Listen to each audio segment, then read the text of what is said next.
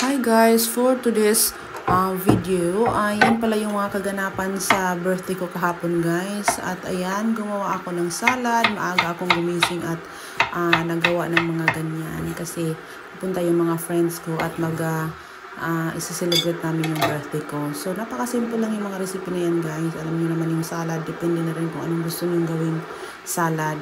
Mango lang yan, cucumber, coriander, tomato, luya, tsaka yung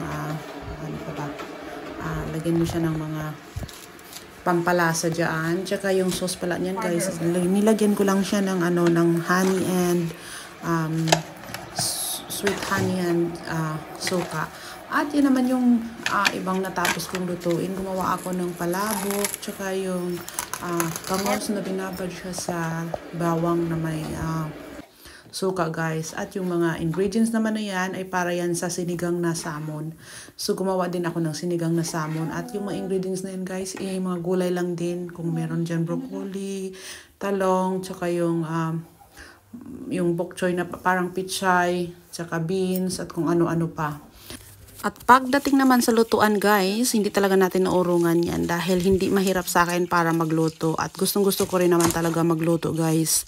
At enjoy na enjoy ko lahat ng pagluluto. At syempre marami din tayong natututunan.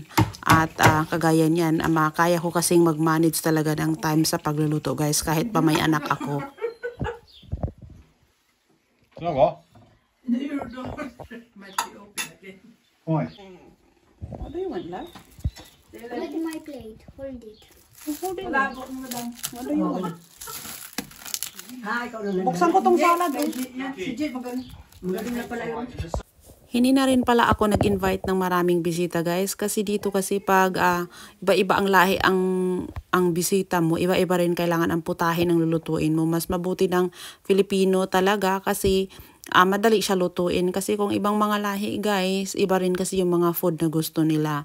So feeling ko yan yung mas pinakamadali. So ang pag-birthday naman guys, hindi naman kailangan maraming tao para ma-celebrate. Ang importante buo kayong pamilya at sama-sama kayo ng mga taong mahalaga sa buhay mo. Yung cake naman yun guys, magte-thank you lang ako sa friend ko at alam mo na yon, Ate Jack. Thank you so much sa pa-cake at saka sa cake din ng friend ko na si Ate Ellen. Thank you so much sa pag-celebrate din natin ng mga kaarawan natin. Yung cake na yan, yung yellow para din sa kanya yan. Thank you so much Ate Ellen for coming, and thank you for Lola Lore for the biko. Thank you so much. At magpasalamat lang din ako syempre kay God sa palagi niyang pagbibigay sa akin ng maayos na kalusugan sa pamilya ko. Lagi niya po kaming ginagabayan. Thank you so much. At sa pagbibigay ng good health and more blessings to come sa buhay ko. Maraming salamat. At syempre guys, sa mga followers ko rin na laging nanonood sa aking mga mini vlog at syempre nanonood din sa aking YouTube, thank you so much po sa inyong lahat. Walang humpay at sa pasasalamat ko po sa inyo. Maraming salamat at palagi po kayong nanonood sa aking mga mini serye.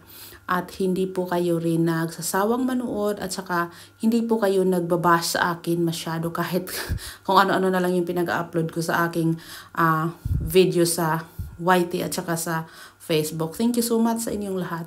At pagbigyan nyo na ako mag-aura-aura at pagsuot ng red dress dyan kasi nga kaarawan ko guys. At kahit sa bahay lang tayo, kailangan din natin minsan pagbigyan yung mga sarili natin kahit yan lang ay magbibigay na sa atin ng kaligayahan. At kasi nga dahil may bata tayo, hindi tayo pwede makabasta-basta magrampa-rampa sa labas ng basta-basta na lang dahil napakahirap talaga maging nanay guys.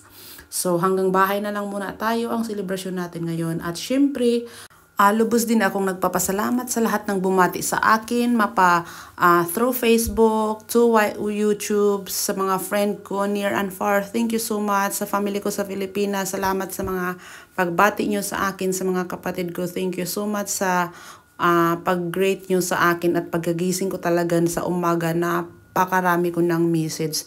Thank you so much sa mga nagpa-private message dyan guys. Maraming salamat. At hanggang sa muli guys, habang buhay kong iti-treasure ang kaganapang ito sa buhay ko. Maraming salamat po sa inyong lahat sa walang sawang pagsuporta at salamat sa lahat ng mga friends ko dyan na pumunta sa bahay.